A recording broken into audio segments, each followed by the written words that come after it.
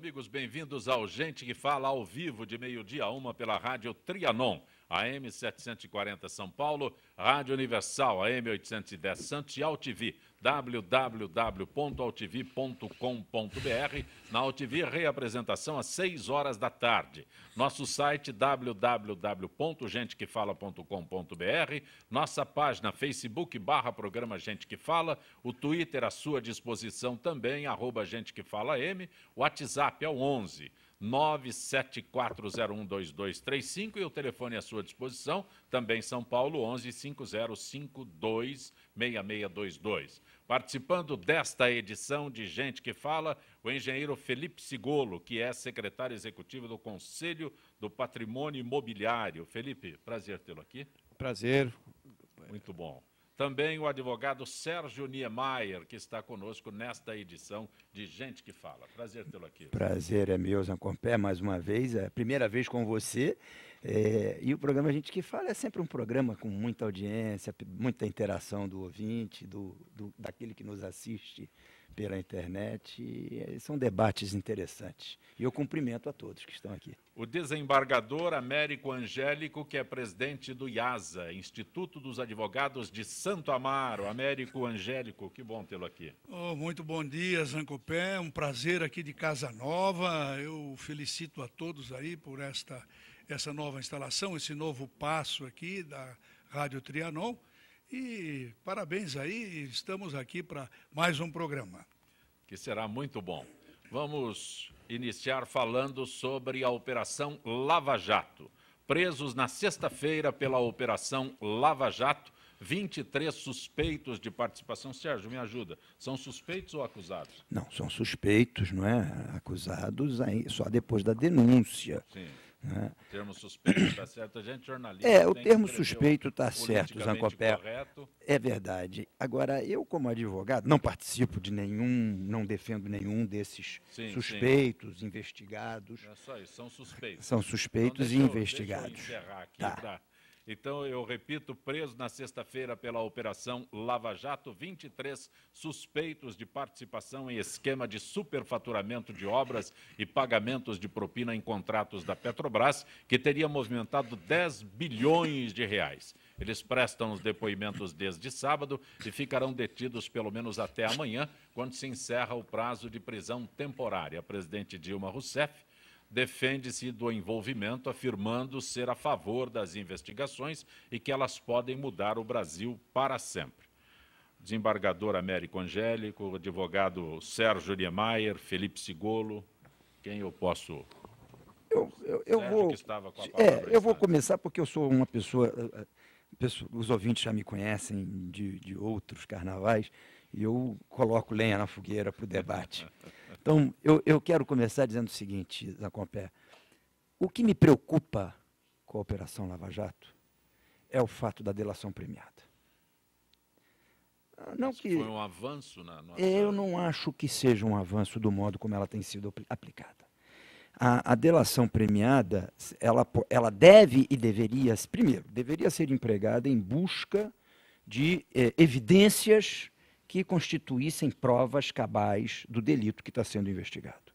Mas a maneira como está sendo aplicada a delação premiada, na verdade, até para quem está sendo o delator, é uma insegurança muito grande. A forma como ela está disciplinada no Brasil é uma insegurança muito grande. Eu, se fosse advogado de qualquer um deles, diria, não pratique a delação premiada, porque você não tem nenhuma certeza de que vai tirar qualquer benefício da delação.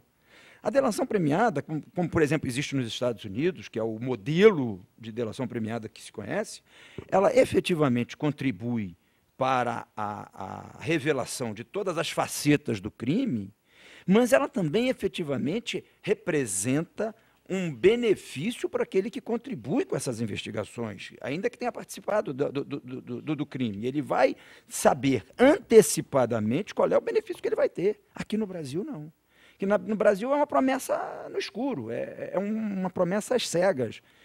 Quem promete é o juiz com o Ministério Público, e quem decide se a informação prestada pelo delator é passível de dar a ele a qualquer benefício, também é o juiz, e que medida será esse benefício? É o juiz. Quer dizer, sempre a mesma. Se ele tinha ficado de não, isso não ajudou em nada, isso não me interessou, isso não contribuiu, não vai ter benefício nenhum, o sujeito caiu numa armadilha, entendeu? Então, eu acho que a delação premiada, ela é um instituto que pode ajudar, sim, mas tem que ter uma nova vestimenta, né? Só para concluir, a investigação Lava Jato, ela representa um avanço no sentido de não permitir a dilapidação de patrimônio de empresas estatais, de autarquias, do governo, e desvio disso para aparelhamento de máquinas políticas, de partidos políticos, de projetos de governo. Então, nesse sentido, eu acho que é um avanço. Mas tem ainda algumas reservas quanto a algumas coisas que estão sendo ditas e divulgadas que não me parece que sejam conforme a realidade. Eu concordo em parte e discordo em parte, né? Eu acho que tem sempre aquela ideia de que a virtude está no meio. A delação premiada é uma forma, dentro do processo investigativo da sociedade, de conseguir contribuir com que as provas, com que as informações cheguem a um processo de uma forma mais adequada. Porque antes não se tinha essa possibilidade. Então, o que se via no Brasil aqui? Como os nossos códigos são antigos, especialmente o processo penal e o Código Penal, e não previam essas formas de delitos que nós temos hoje no Brasil, o Brasil está se socorrendo do direito, de alguns direitos internacionais, onde já se usa esse sistema da delação premiada. A delação premiada, ela premia o delator, diminuindo a pena dele.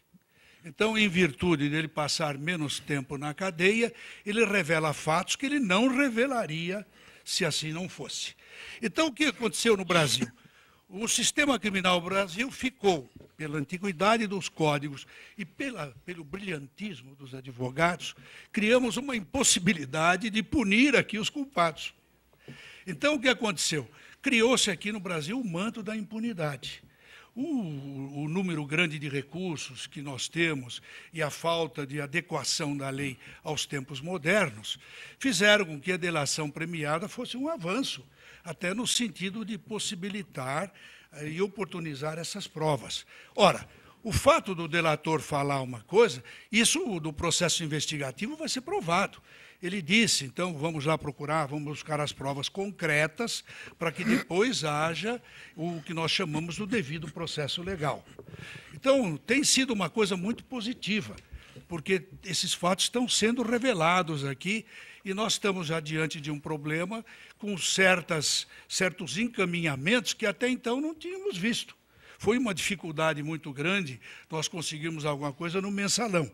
Só conseguimos isto em virtude de uma atuação do presidente Barbosa, que curiosamente deixou o tribunal bons anos antes da sua aposentadoria, um fato novo. Então, eu acho que isso vem dando resultados, porque é uma forma de, talvez, diminuir a impunidade no Brasil, punindo os corruptos, e através de um processo investigativo. Esse lado é bom. Tem um lado negativo de, às vezes, se conseguir informações através dos delatores que não correspondem à realidade. E como a mídia é muito forte no Brasil e ela acompanha tudo, às vezes saem certas notícias que não correspondem à realidade. Isso traz certos prejuízos. Mas eu acredito que a delação premiada é um instituto mais moderno aqui para o Brasil, ela deve ser implantada e aprimorada. E, nesse sentido, eu acho muito positivo. Sigolo? Eu queria destacar o 10 bilhões de reais, queria destacar o impacto disso na vida política que teve até agora.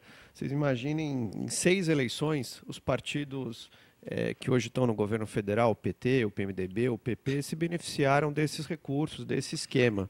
6 só para... 2004, não 2000... Isso inclui aí as eleições municipais. Que com certeza perfeito, os não partidos perfeito. foram beneficiados, e principalmente nas 3 eleições presidenciais, de 2006, 2010, e provavelmente nessa eleição também, além de toda a mentira que foi espalhada, todo o recurso financeiro, as campanhas são sempre muito grandes, dos adversários do PT. E com certeza, esses 10 bilhões de reais, boa parte foi para abastecer isso. Então chama muita atenção, é um valor muito elevado. Esse caso do Petrolão tem que ser esclarecido ao máximo e tem que ter, através de delação, enfim, da forma que for possível, mas tem que ter as punições. E agora acho que chegou na 7ª fase. Na fase seguinte deve chegar também quem foi beneficiário direto e se o presidente Lula e a presidente Dilma sabiam desse caso todo, se participaram. Como vários jornais têm dito, ou eles se omitiram, sabiam e se omitiram, ou eles participavam efetivamente. Olha, à vontade. Eu só gostaria de ressaltar o seguinte, o doutor Américo não discorda de mim, na verdade, nós somos partidários da mesma opinião, ou seja, a delação premiada ela deve ser aprimorada para que ela possa efetivamente repercutir o efeito que dela se espera. Por que eu digo isso? Porque o delator ele tem interesse, ele tem um interesse moral no benefício que ele pode extrair da delação. Então ele pode até inventar e dizer mentiras, mas são mentiras que quem está investigando quer ouvir, talvez até tenha induzido a dizer tais mentiras para poder convalidar eventualmente uma prova que já tenha conhecimento e que tenha sido obtida de forma ilícita e não pode apresentar. Então, aí convalida a ilicitude de uma prova previamente admitida com base num depoimento, entre aspas, obtido da delação premiada. Veja quais são as repercussões e os desdobramentos que se pode atingir com a delação premiada em função do interesse moral que tem o acusado. Aquele delator que vai se beneficiar. Então, ela é interessante? É. Mas tem que ser disciplinada e aplicada com muito rigor e muita atenção, porque ela também traz consigo armadilhas que conspiram contra a democracia do sistema judiciário, que é o ideal num Estado democrático de direito. É esse o meu ponto, Zacupé. É esse o foco que eu coloco. Eu não sou contra a delação premiada. Sou a favor, mas eu não sou a favor da delação premiada como está aí, como está sendo empregada. Não posso ser, porque ela traz riscos muito grandes. O doutor Américo disse que a impunidade no Brasil, e aí eu vou divergir com veemência, contou também com o brilhantismo dos advogados, que ele hoje engrossa o cordão da advocacia, depois que se aposentou na carreira judiciária, o brilhantismo dos advogados que defendem os acusados. Faz parte da nossa profissão defender os acusados. Todos têm direito a uma defesa, por pior que tenha sido o crime que ele haja cometido. Todos têm direito a essa defesa. Agora, o brilhantismo dos advogados está em não permitir que uma pessoa seja condenada num processo que não segue o devido processo legal. E para aquele que nos assiste, o que é um devido processo legal? É uma explicação simples, direta e precisa. Substantivo, processo duplamente qualificado. Devido, um adjetivo que o antecede, legal, o adjetivo que como é que a palavra está me escapando? Que o sucede. Então, temos dois adjetivos qualificando um substantivo. Devido aí está por necessário. É um processo necessário. Não se pode condenar ninguém prescindindo de um processo judiciário. É necessário o processo. Então, esse é o devido processo. E é legal, porque ele deve seguir as regras da lei. As provas produzidas pela acusação no Brasil são provas muito falhas. Os processos probatórios, as perícias brasileiras, a ciência forense no Brasil, ciência forense no sentido da ciência da prova forense no Brasil, é ainda muito incipiente se comparada com os países mais desenvolvidos. Então, essas provas são muito fracas para levar à condenação dos advogados. Está colocando um quadro que no Brasil é comum. Né? Eu acuso o senhor é que prova a minha acusação. Mas parece que, com relação à delação premiada, o acusador tem que comprovar a acusação. Não basta simplesmente... Sob pena de perder o benefício. O senhor está dando um quadro correto do que nós estamos habituados a ver no Brasil. E eu repito, é o mais simples de tudo. Né? Sim. Eu acuso o senhor é que tem que provar, né, que eu estou errado na minha acusação. Não vou nem usar os termos legais, que a minha acusação é infundada. Mas quando o senhor fala da delação premiada atual, me parece que é contrário ao que nós tivemos até hoje na história brasileira, né? No Brasil. O acusador, sendo beneficiado pela delação premiada, ele tem que ter dados. Olha, o dinheiro foi para uma conta na Suíça. Que conta foi?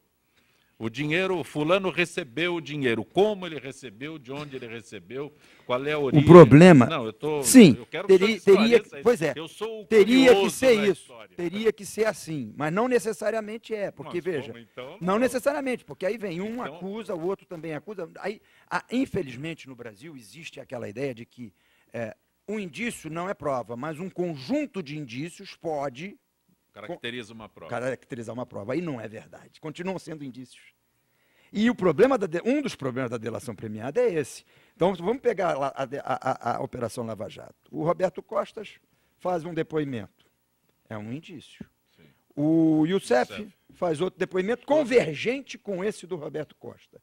Já se acha que esse indício virou prova. São dois indícios. São dois indícios. Então, Posso, o doutor Américo continua tá sendo um aqui. indício, porque ainda não. Américo A aqui, materialidade por do favor. delito. Veja, Eu a acho- materialidade não foi apurada Eu acho ainda. que nós estamos confundindo um pouco aqui fazer justiça como não fazer justiça. Não é esse o sentido.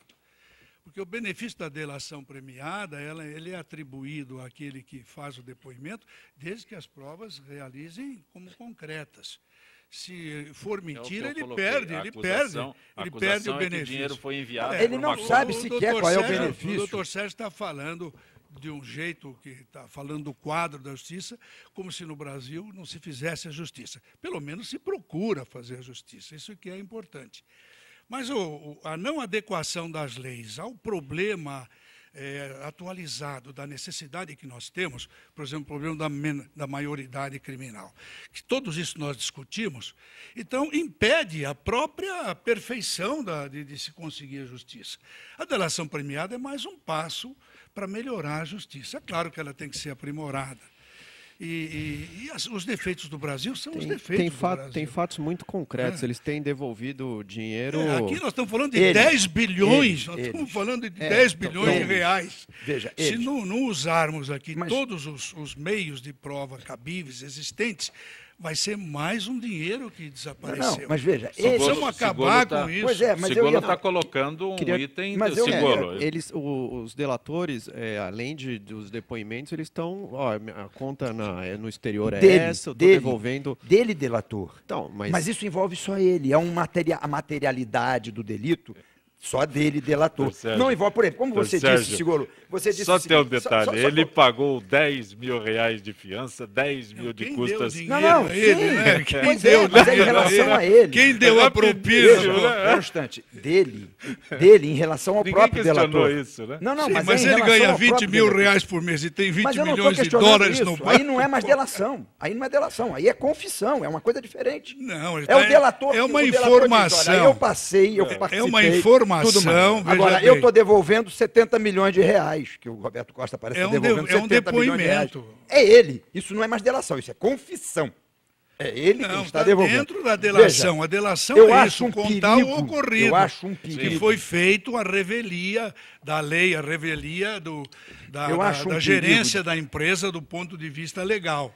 É uma informação que vai ser investigada. Sim. Ora, se eu ganho 20 mil reais por mês e digo que o Zancopé me deu 10 milhões de dólares, eu tenho esses 10 milhões numa conta, isso já merece uma investigação. Sim, né? sem Aí eu vou dúvida. ver o seu patrimônio, se você tinha esse dinheiro para me dar, e você tem. Então, é bem provável que você me tinha dado. Principalmente se você consta de um contrato lá Sim, assinado, sim. etc. Era uma pessoa feita. Então, eu acho que a coisa vai indo bem. É uma coisa que precisa ser tutelada, deixa eu precisa explicar ser uma coisa. preservada e Nós não podemos, aprimorada. a delação premiada não pode ser confundida nem convertida em confissão. A confissão prejudica só quem confessa. Não prejudica Mas mais ninguém ninguém. está falando em confissão, Sérgio. Se ele diz, Nós estamos o falando em sujeito me deu informação, 20 milhões Sérgio. de reais, eu tenho os 20 milhões nessa conta. Ele está dizendo e acusando que o outro deu, mas ele tem que haver uma prova dessa transferência. Se essa prova não aparece, a palavra dele caiu no vazio. É uma palavra como um pregador pendurado Ele perde no varal o benefício, sem ele mais nada. perde o benefício da O Sigolo delação. disse, olha, as coisas estão caminhando e tem que se saber apurar se a presidente sabia, se não sabia, se omitiu, se não se omitiu. Eu me sinto bem à vontade, Sigolo, para falar sobre isso, porque eu nunca votei no PT. Eu nunca fui filiado ao PT. Mas eu procuro fazer uma análise fria das coisas. Uma das disciplinas que eu mais estudo na vida e que eu gosto muito, estudo há 34 anos, chama-se lógica. Lógica com base numa transdisciplina que deve permear toda a seara do conhecimento humano, desde a história, a filosofia, a engenharia e tudo mais. Sigolo. Então. Só um detalhe, por favor. Então, é porque ele citou o teu a parte anterior, não, mas eu a só tua quero, manifestação. pois é, eu só quero colocar o seguinte. É comum, e isso está com base na teoria da confiança, que as pessoas, como por exemplo, vamos pegar o caso da presidente Dilma Rousseff. Não estou dizendo que ela não soubesse ou que ela tenha se omitido. Estou colocando só a perspectiva de quem assiste o noticiário que imputa a ela ou um conhecimento ou uma falta por omissão. Todo empresário delega. Se ele não confiar naquele delegado, então ele tem que executar a tarefa sozinho. Em qualquer empresa, em qualquer corporação, o corpo consultivo delega para uma diretoria, a diretoria apresenta um projeto, explica o projeto numa assembleia ou numa reunião do corpo consultivo e é aprovado. Se tem uma fraude por trás desse projeto, que foi incetada, engendrada por aquela diretoria, ela não vai apresentar a fraude ao corpo consultivo. O corpo consultivo, eventualmente, com base nos argumentos da apresentação do projeto feito pela diretoria, aprova a execução daquele projeto, sem conhecimento. E se nós pensarmos que aí o Conselho teria que investigar para saber se aquele projeto estava maculado de fraude ou não, então nós estamos falando de que aquela diretoria não mereceria a confiança daquele corpo consultivo e, por conseguinte, não poderia estar apresentando um projeto. Não é bem assim, né? Não trata muito de delegar, mas eu acho que, principalmente, a presidente Dilma, que era presidente do Conselho de Administração da Petrobras, e os próprios diretores, que eram de confiança do presidente da República e do presidente da empresa. Esse é o primeiro fato. De confiança, você falou de confiança. Pois é, mas se você não coloca um diretor de confiança ali... O segundo fato, que eu acho que é muito grave, isso acho que tem que ser melhor explicado também, o Tribunal de Contas da União recomendou que suspendesse todo o investimento ali de Abreu e Lima, que se esclarecesse, que se apurasse. E o presidente Lula vetou esse mecanismo. Então, continuaram a fazer os investimentos, apesar do valor ser muito superior ao orçado, continuaram fazendo investimento e o presidente da República não tomou uma providência enérgica ali de suspender tudo, rever o contrato, enfim, a medida que tivesse que ter sido tomada. Então, esses dois fatos acho que são muito graves e chegam muito próximo. Não, pois é, mas essa questão de ser muito grave, eu vou fazer uma analogia com um pai e um filho. O pai vê o filho desde que nasceu, confia no filho. Chega o vizinho e diz, seu filho está numa turma de delinquentes, roubando carro. Um exemplo grave. O pai que confia no filho, para alguns pais, isso é um sinal de alerta para ele passar a vigiar o próprio filho para saber se o filho está se desviando da conduta moral que o pai tentou ensinar e passar e educá-lo ou não. Mas outros pais vão achar que aquele vizinho é um invejoso, que aquele vizinho está fazendo fofoca, que como vai dizer isso do filho dele? E isso a gente vê todo dia. Veja, a questão, Sigolo, confiança. Nós estamos aí esse é o ponto X da questão. Mas, Sérgio, só uma confiança interrupção. É uma coisa o Felipe, importante. O Felipe, ou existe ou não existe. Viu, Sérgio, não há meio termo o Felipe na falou questão da responsabilidade. Da responsabilidade mas, daquele que delega. É por isso que eu Meu disse querido, também, delega, no pede um começo, parecer e depois você assina esse parecer. Você então não leu o parecer que você assinou? Aparentemente tem mais de 70 então, delega e manda a aí. pessoa que você delegou assinar. Ora, se você delega uma função, existe a responsabilidade subjetiva e agora até objetiva pelo novo Código Civil, que até você responde por uma coisa que você aparentemente não tem culpa. Isso é culpa em eligendo. Pô. Então eu assino um documento, se eu tenho um departamento jurídico, eu não o consultei, que confiança é essa? Se bem que nós estamos desviando um pouco aqui do nosso Não, assunto. não estamos não. São assuntos em termos imbricados. mais São assuntos aqui imbricados. um sentido lacto sensu. Não se Américo, trata são de assuntos delegar a imbricados. responsabilidade, existe sempre, Sempre, até pela claro. lei, objetiva, subjetiva, em eligendo, em negligendo, existe essa responsabilidade.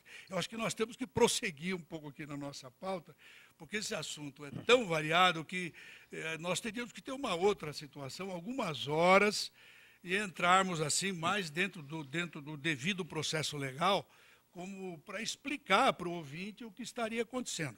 Porque, a rigor, o que o nosso tema pede aqui, salvo o melhor juízo, é que a Polícia Federal ouvirá os suspeitos da Operação Lava Jato, através da delação premiada. Nós estamos fugindo um pouco aqui para o sistema da justiça.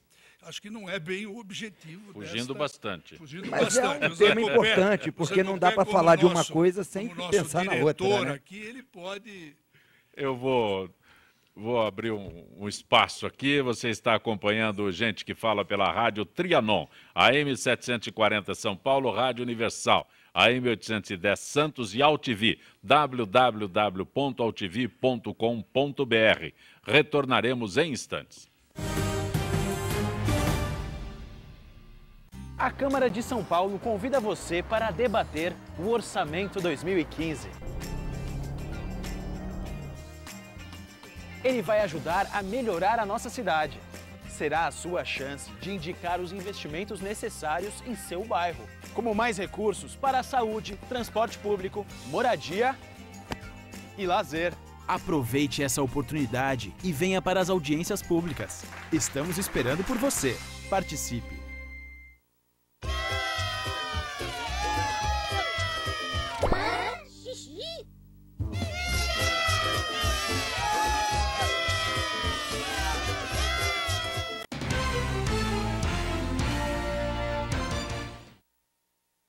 Tudo tem a ver com alguma coisa.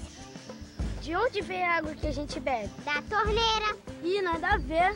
Vem dos rios que nascem da mata. Sabia que a gente só respira por causa das árvores? A árvore respira? Respira. A árvore respira. E o que você tem a ver com isso? Meu ar. Minha água. Minha árvore. Meu ambiente. Mata Atlântica! SOS Mata Atlântica. Mais 25 anos.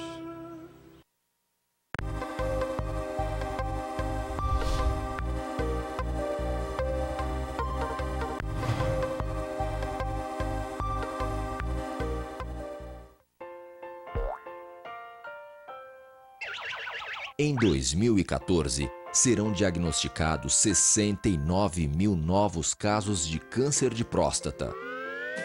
Descoberta precocemente, a doença tem 90% de chance de cura. Ajude a mudar essa estatística. Compartilhe a informação de que cuidar da saúde também é coisa de homem. Drible o preconceito. Mês Mundial de Combate ao Câncer de Próstata. Novembro Azul.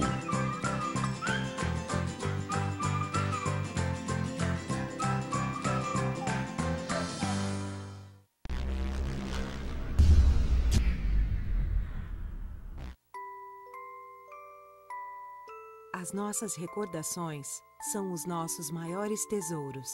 Carregamos durante toda a nossa vida. Manipular, distorcer ou implantar falsas memórias, além de ser uma violência, é crime. Somos responsáveis por esse tesouro. Não promova alienação parental.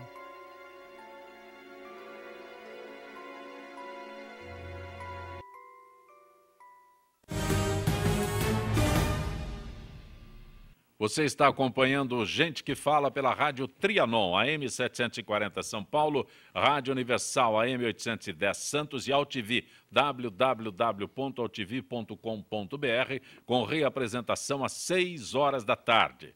O telefone à sua disposição, 50526622. Conosco hoje o engenheiro Felipe Sigolo, o advogado Sérgio Niemeyer, o desembargador Américo Angélico.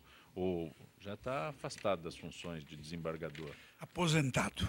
Afastado é o termo leigo, desculpa. É que desembargador é um título vitalício que acompanha até a morte. Perfeito, né? perfeito. Mas, na verdade, hoje eu sou advogado e tenho um escritório de advocacia, mas trabalho no ramo civil. Estou usando o Sempre termo trabalhei leigo. em direito privado. Por favor, estou usando o termo leigo, está afastado das funções, porque já se aposentou. Hoje precisa tomar cuidado com o afastado, porque eu me aposentei compulsoriamente. Aposentado, né? Completei 70 anos no serviço público tem a expulsória, né? Exatamente. A expulsória. Exatamente. Nós tivemos neste final de semana manifestações.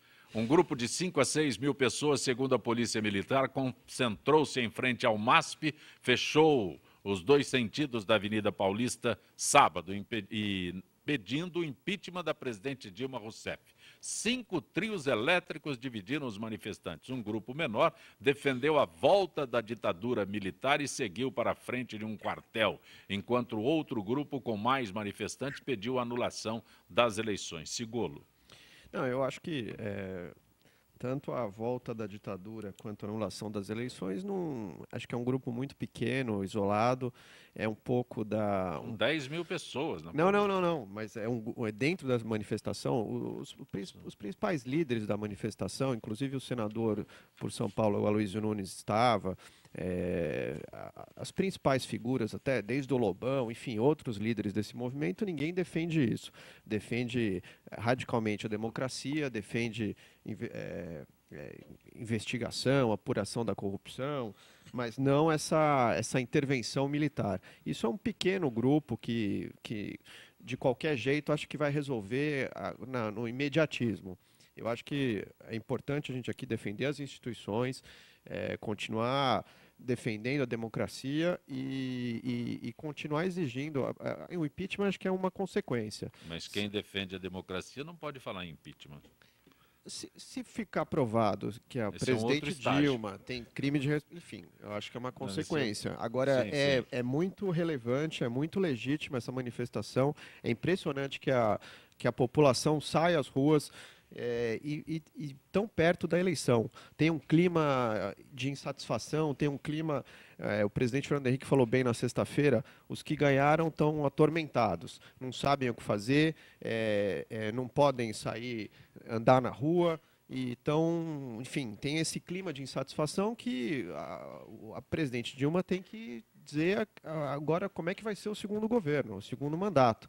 E a oposição, os partidos de oposição, a própria população tem que fiscalizar com muito vigor, com muito empenho, a gente tem que acompanhar de perto e acho que ninguém mais tolera esse mensalão, petrolão, essa corrupção generalizada que está no governo federal. Precisa de 39 ministérios, é um absurdo. Se não tiver uma gestão eficiente, se a população não aguenta mais isso, ou dá um basta, ou nós vamos ter uma crise institucional grave.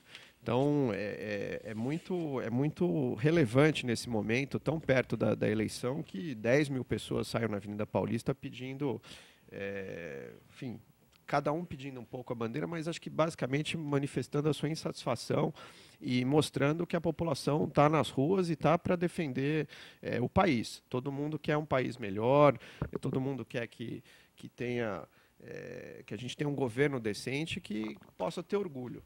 Não sei se... eu vi que teve manifestação em diversas outras capitais, diversas outras cidades, todo mundo insatisfeito.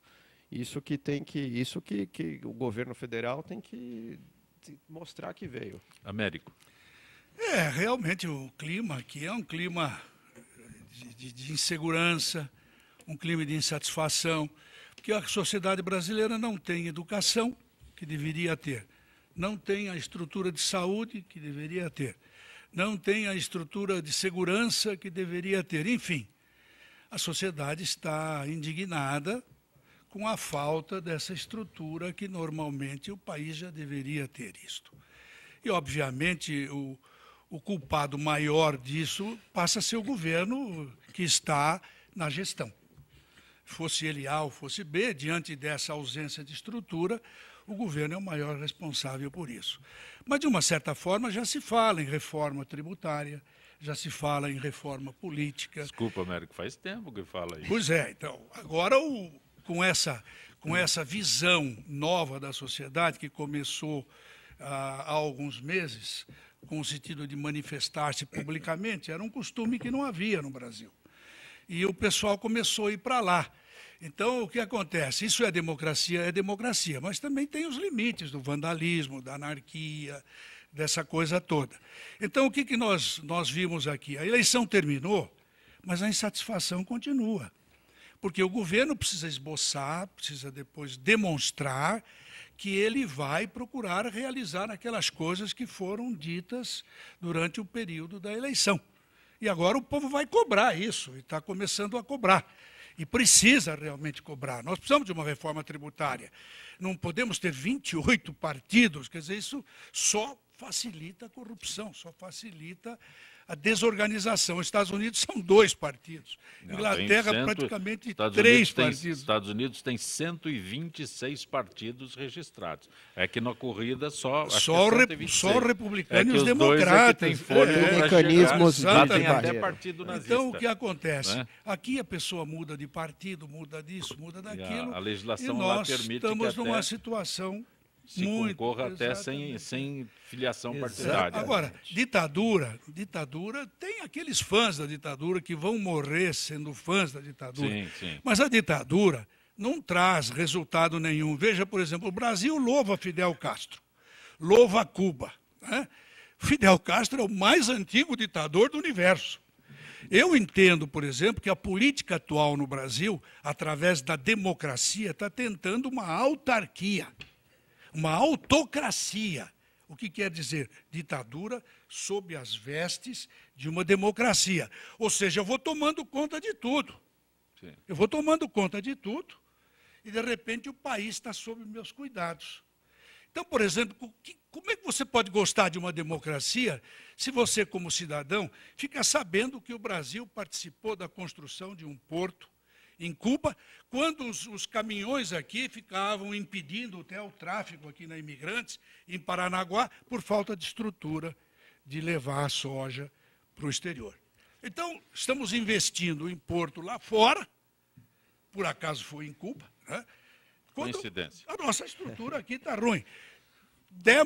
Perdoamos a Venezuela de uma série de dívidas que tinha lá, de prédios, etc., refinarias, tudo isso, quando nós temos aqui um problemão muito grande com relação ao nosso petróleo, com relação à nossa estrutura de petróleo. Estamos ajudando países lá fora, que nós não sabemos exatamente o porquê que nós estamos ajudando. Então, são coisas que, nessa democracia, que o cidadão não está participando. O cidadão só é informado quando a coisa terminou. Então, veja o poder do presidencialismo também, em certos aspectos. Então, eu vou tomando conta de tudo. Essa quadrilha que entrou na Petrobras, por exemplo, ela está em todos os setores. A gente ouve dizer que certas entregas eram feitas várias vezes, ou uma única vez, com muitas notas fiscais. Até nesse ponto, a entrega de mercadoria. Então, o que está havendo aí é uma desfaçatez tão grande, Américo, mas uma ausência, na construção de Brasília. Pois é, ausência tão grande. Veja bem, uma ausência tão grande da responsabilidade dos diretores, dos fiscais, etc., que mais um pouquinho o nosso país vai perdendo a sua importância. Eu não sei se hoje já somos a 6ª economia do mundo, não sei. Eu sei que a Petrobras, que era a 3ª empresa do mundo, caminhando para ser a 2ª ou primeira, hoje não sei se está entre as 100 melhores empresas do mundo. Então, isso precisa acabar. É preciso que a presidenta Dilma Rousseff entre energicamente nessa situação, promova essas reformas para que o Brasil possa caminhar, porque o nosso crescimento é tão pífio que nós estamos aquém dos próprios países sul-americanos. Sérgio Niemeyer, protesto na Paulista pedindo impeachment. Pois é, Zancopé, Só acrescentar antes de você que aqueles que pedem a volta da ditadura não sabem que não poderiam fazer uma manifestação dessa. Não, eu acho até que podem. Eu quero sobre isso dizer o seguinte. Eu acho que a democracia brasileira está começando a andar sobre 2 pernas, ou seja, parando de engatinhar. Eu sou um democrata empedernido até a raiz dos cabelos. Entendo que a democracia é o único sistema que permite que no seio dela se desenvolva as forças que lhe são antagônicas. Porque se ela não permitir isso, ela não é uma democracia de verdade. Então, aqueles que querem defender a volta da ditadura têm o seu espaço, devem ter o seu espaço. Se tiver eco e isso se tornar uma maioria, é a vontade democrática que está falando. Veja, o que eu coloco é o seguinte: a eleição mostrou, para mim, a leitura que eu faço é de um país dividido, o que é muito natural das democracias verdadeiras. As últimas 4 eleições nos Estados Unidos mostrou que lá também o país anda dividido, né? 51 milhões votaram no Aécio, 54 milhões votaram na Dilma. Vamos pensar que tivesse sido o inverso.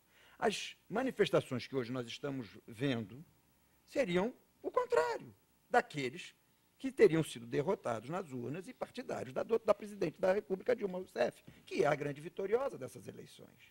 Tá certo? Então, essa é a realidade. Infelizmente, Zancopé, isso tem que ser dito, um pouco dessas manifestações tem o combustível que tem sido instilado por alguns órgãos de mídia poderosa, que desde antes da campanha, durante a campanha e depois da campanha, vem, não vou dizer veladamente, só vou dizer que não é escancaradamente, porque eles não admitem isso, mas é sempre com mensagens subliminares, com mensagens que tem uma direção: o ataque e a crítica direta ao governo do PT. Mas eu quero lembrar o seguinte, como eu disse antes, eu não sou eleitor do PT, mas eu também não vou cometer a indignidade de não reconhecer que nos 8 anos do governo Lula e nos 2 primeiros anos do governo Dilma, o país estava satisfeito com esses governos. Era quase que o segundo milagre econômico brasileiro. Todo mundo ganhando dinheiro, todo mundo satisfeito, a classe média crescendo, todo mundo consumindo, a indústria produzindo para atender essa demanda crescente. A classe média hoje aumentou, isso é uma realidade. Vamos dizer, os detratores desse movimento, desse partido vencedor, vão dizer: mas herdou e fez aquilo que o PSDB havia plantado, inoculado lá atrás. É verdade. Minha mãe disse isso uma vez para mim, e eu disse para ela: mamãe, a gente sempre reclamou que entrava, saía governo e ninguém continuava as coisas boas que o outro tinha feito. Nós estamos assistindo exatamente aquilo que nós reivindicávamos. O PT entrou e aproveitou aquilo que o PSDB tinha feito de bom. Colheu, né? Colheu não. Colheu só não. Regou e deixou frutificar em árvore frondosa. Porque se o Brasil passou ao largo da crise de 2008, foi por mérito do presidente Lula, que abriu o mercado do Brasil com a China, numa parceria que o Brasil pôde, então, participar do elevadíssimo e avassalador crescimento econômico chinês, e que nos permitiu divisas para passar ao largo da crise que assolou Estados Unidos e Europa, querido. E isso não foi Fernando Henrique Cardoso, não. Agora, nos 2 primeiros anos do governo da Dilma Rousseff, ela chegou a ter 75% de popularidade. Depois o Brasil caiu numa crise. Caiu porque por opções erradas do governo dela, aumento do déficit público, queda do superávit primário, né? Sim. E aí ela caiu em desgraça, porque em 2 anos, como só se lembram os erros, e os erros sempre falam mais alto que os acertos, a mídia, essa mídia que eu estou falando, que não é uma mídia marrom, não. É uma mídia grande que se amarronzou, vamos colocar aí esse termo, que caiu de pau em cima do governo. Mas só para concluir o seguinte... Eu vou passar por outro assunto aqui só para poder concluir, porque eu anotei várias coisas. Sim. Também não concordo com o discurso de que estamos pagando porto lá fora. Se o porto não devia ser pago, tem que ser investigado. Agora, nós não podemos esquecer que nós não podemos nos fechar para investir tudo aqui, para resolver todos os nossos problemas. Porque se nós nos fecharmos, perdemos as parcerias internacionais. E aí não conseguimos sobreviver. Né? Os Estados Unidos têm problemas também, mas não deixam de estar prestando ajuda internacional. São compromissos que um governo tem. A extensão e a licitude desses compromissos podem ser investigadas, objeto de investigação. Mas daí a dizer, ou o discurso de não podemos participar, não podemos ter essas políticas de inserção internacional, porque temos que resolver antes todos os nossos problemas internos, significa o seguinte: vamos nos isolar do mundo e esquecer, porque nós, até resolvermos todos os nossos problemas, não poderíamos estar inseridos, e nunca vai isso acontecer. Doutor Sérgio. Supremo Tribunal Federal decidiu que a USP deverá reduzir o salário de 1.972 funcionários que ganham mais que os R$ 20.700 mensais do governador do estado. Entre eles, um professor aposentado com vencimento bruto mensal de R$ 60 mil, uma funcionária do protocolo com salário de R$ 30 mil, o historiador Boris Fausto, que recebe R$ 46 mil e diz que seus ganhos são legais, pois são frutos de seu trabalho. Américo, doutor Américo Angélico, é funcionário público e deve ter o teu salário também congelado. Sabe que isso aqui me lembra o seguinte: não, o meu salário não está congelado, ele procura acompanhar mais ou menos a inflação e acompanha um pouco menos do que a inflação, mas não chega a ser... Chega dentro do primeiro valor aqui, um pouquinho acima do primeiro valor, que o teto do desembargador é R$ 23 mil. Mas é preciso dizer... Teto federal, não teto estadual. Teto estadual, mas acompanha, Sim. Existe uma hierarquia de salário, que desde o ministro que ganha mais, o Supremo, o Superior Tribunal de Justiça, os desembargadores, há uma diferença de mais ou menos de 5% a 7%. Então, o salário do juiz é um salário fiscalizado e ele sempre está dentro dessas questões. E, para isso, a magistratura briga muito, porque se ele não brigasse muito, nem isso seria atendido. Mas aqui me lembra, por incrível que pareça, do tempo do Collor. O Collor teve a bandeira dos Marajás, lembra-se? Sim. Porque havia em toda a extensão do funcionalismo público estadual, federal, municipal, etc., esses absurdos, que ele chamava de Marajá, que foi a bandeira dele, que ele iria cortar esses Marajás. Não é? Então, está me lembrando isso. Por exemplo, não é possível uma pessoa ganhar R$ 60 mil. Realmente, o salário teto aí é o salário do governador de São Paulo. Mas então, você isso que é precisa ser funcionário adequado. público de carreira, desculpa, mais uma vez, você que é funcionário público de carreira, você... teve uma carreira brilhante e se aposentou com uma carreira brilhante. Governador é um cargo eventual, é um serviço temporário, Sim, posso dizer. mas isso aqui. Observa a Constituição Estadual e a Constituição Federal. Não é? Então, há princípios reguladores e pétreos nesse sentido. Sim. Agora, esse professor aqui está ganhando, é uma exorbitância isso. Isso pode ser acertado, porque está além do... Pode ser revisto. Pode ser revisto. Agora, o que pode ocorrer nesses casos é, por exemplo, ele já está há muitos anos no funcionalismo público e começou a ganhar aquelas bonificações, aqueles subsídios... Beneficiado pela legislação anterior. Legislação anterior, ou mesmo de cada 4, 5 anos pode existir um bônus, pode existir alguma coisa, o que chegou a este valor. Mas isso é um atentado. Eu entendo que é um atentado, é um marajá, e isto precisa ser resolvido. Precisa voltar ao teto que realmente ele tem o direito. Isso é um absurdo contábil, é um desvio que está sendo feito, é uma desfaçatez. Talvez só tenha aparecido porque tem a USP está numa crise grande.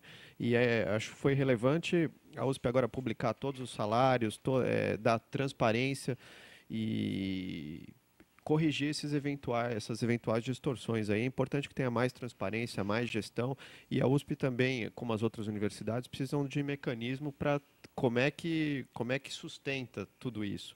Eles têm uma autonomia, independência, mas eles também agora precisam só do ICMS, o ICMS, a receita vem caindo. Independência com verba pública. Precisa agora fazer gestão disso. Doutor Sérgio, não estou caçando a sua palavra, mas posso ir para umas perguntas aqui. 1 minuto para você, pode ser? 30 segundos. Eu acho que precisa saber se não há aí direitos adquiridos, já consagrados, e acho que o problema também não é só na USP. Se a gente entra, às vezes, em alguns sites, inclusive de tribunais, eu me lembro que uma vez eu me surpreendi, entrei na transparência do Tribunal de Justiça do Rio de Janeiro, e eu verifiquei lá que não existia um desembargador que ganhasse no limite do teto nacional. Todos ganhando de 50% a 100% mais. Alguns até 3, 4 vezes mais. né? Muitas vezes, cheguei a deparar com um que teve rendimentos mensais de R$180 mil, quer dizer, desembargador. Tudo isso precisa ser verificado, porque há sempre justificativas. Eles não iam colocar isso ali, botar no site de transparência isso, sem, porque tem férias atrasadas, tem licença-prêmio atrasada, então tem que ser revisto, na verdade. É a legislação que precisa ser revista. A legislação de benefícios, a legislação de bônus, essas coisas todas. E aí sim, se ajustar e se adequar. O que nós não podemos pensar é em estar igualando sempre por baixo. Nós precisamos igualar por cima. Eu acho que o juiz exerce uma função, ministro, desembargador exerce uma função que, pela importância, pela envergadura, tinha que ganhar equiparadamente a um alto executivo de uma multinacional. É o que eu acho, mas isso aí precisa de verba, orçamento, essa coisa toda. E tempo para a gente discutir isso. Adriana da Moca. Um preso não pode ser induzido a acusar outra pessoa em troca de benefícios, mesmo não podendo provar, já que o dano à imagem do outro terá sido feito, mesmo que desmentido depois. Doutor Américo Angélico. Bom, aí é uma hipótese diversa que a Adriana colocou, porque se a pessoa está presa é que houve um processo. Houve, então, respeito ao devido processo legal e houve uma decisão. Essa decisão teria sido objeto de recursos e transitou em julgado.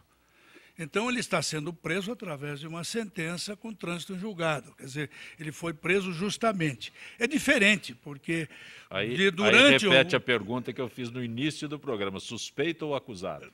Acusado. Não, aí ele foi acusado, foi acusado e foi condenado. Isso. Não é? Então, aí não há o que se discutir.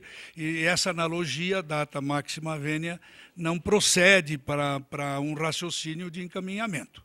Perfeito. Jaime do Jardim Bonfilholi. Sérgio Niemeyer, por que será que o Marcos Valério, que foi condenado a mais de 30 anos pelo Mensalão, nunca pediu ou lhe foi solicitada a delação premiada? Lembrando que ele poderia contribuir muito contando a origem do chamado Mensalão Mineiro. Jaime, eu não sei se na época já existia a lei da delação premiada no início do processo do Mensalão. Mas mesmo assim... Ele teria recusado. Mas mesmo assim, eu, pessoalmente, que não vi os autos do processo do Mensalão, sou convicto que a história vai apontar esse processo como um dos maiores erros judiciários do Brasil. Minha opinião pessoal. Porque não faz o menor sentido certas circunstâncias que eu acompanhei e certos fundamentos que eu ouvi ao assistir às sessões plenárias do Supremo Tribunal Federal. E o Marcos Valério, como operador, como ele foi acusado do Mensalão, ele teria intermediado, sido aquele pivô para onde ia o recurso e dali ele fazia as distribuições. Ele não foi, ele tinha uma empresa que prestou serviços para o governo por meio de uma licitação que nunca foi impugnada. Nunca foi acusado de um crime de fraude à licitação. Nada disso aconteceu. Então, eu não sei se ali houve crime. Certamente houve falta ética, mas falta ética não é crime, não seria o suficiente para mandar ninguém para a cadeia. Sigolo, Marcos do Butantã, pergunta a você, nós cidadãos devemos acreditar que campanhas políticas só foram irrigadas com desviado para partidos da situação?